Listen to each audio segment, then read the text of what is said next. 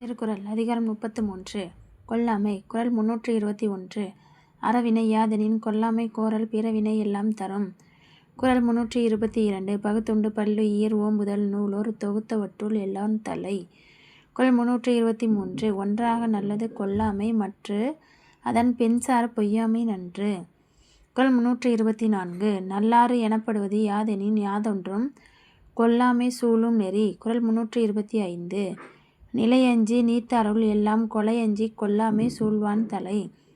குறள் 326. கொல்லாமை மேற்கொண்டொழுகுவான் வாழ்நாள் மேல் செல்லாது உயிருண்ணுங் கூற்று. குறள் 327.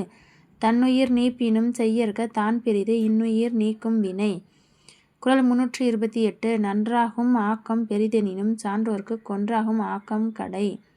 குறள் 329. கொலைவினையராகிய மாக்கள் புலைவினையர் புன்மை தெரிவாரகத்து.